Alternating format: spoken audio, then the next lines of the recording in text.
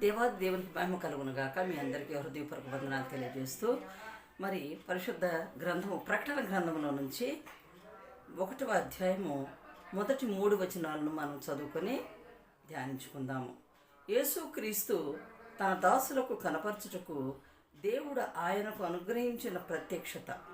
చూడండి, యేసుక్రీస్తు వారు తన దాసులకు కనపరచడానికి దేవుడు ఆయనకు అనుగ్రహించిన ప్రత్యక్షత. ఏంట ప్రత్యక్షత చూద్దాం. ఈ సంగతులు త్వరలో సంభవింపనై ఉన్నవి. ఆయన తన దూత ద్వారా వర్తమానం పంపి తన దాసుడైన యోహానుకు వాటిని సూచించాను. యేసుక్రీస్తు వారు శరీరధారిగా ఉన్నప్పుడు అతి మిక్కిలిగా ప్రేమించిన శిష్యుడు ఎవరయ్య అంటే యోహాను. మరి తన దూత ద్వారా దేవుడు ఏం చేశాడు?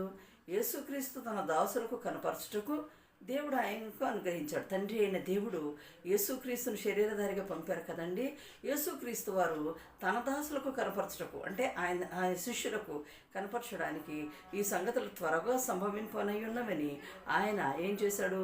తన దూత ద్వారా వర్తమానం పంపాడు. ఎవరికి? యోహాను గారికి. తన ప్రియ శిష్యుడైనటువంటి యోహాను గారికి పంపుతూ ఉన్నాడు. యోహాను వాటిని తన దాసుడైన యోహానుకు వాటిని సూచించెను. అతను దేవుని వాక్యమును గూర్చి, యేసుక్రీస్తు సాక్ష్యమును గూర్చి తాను చూచినంత మట్టుకు సాక్ష్యం ఇచ్చాను. దేవునికి స్తోత్రం కలుగునుగాక. యోహాను ఏం చేశాడండి? అతడు దేవుని వాక్యాన్ని గూర్చి, యేసుక్రీస్తు సాక్ష్యమును గూర్చి, మరి తాను చూచినంత మట్టుకు, తను ఎంత చూశాడో యేసు ప్రభువుతో ఉండి ఏమేమి చూశాడో, ఏమేమి విన్నాడో అవన్నిటిని గూర్చి కూడా ఆయన సాక్ష్యం ఇవ్వడం జరిగింది. సాక్ష్యం ఇచ్చాడు.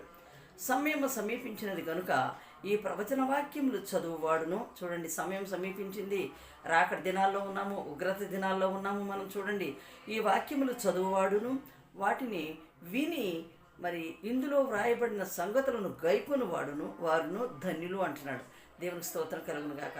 బైబిల్ గ్రంథంలోని వాక్యములను ఎవరైతే చదువుతారో, ఎవరైతే విని ఇందులో వ్రాయబడిన సంగతులను తెలుసుకుంటారో వారు బహు ధన్యులు అంటున్నాడు.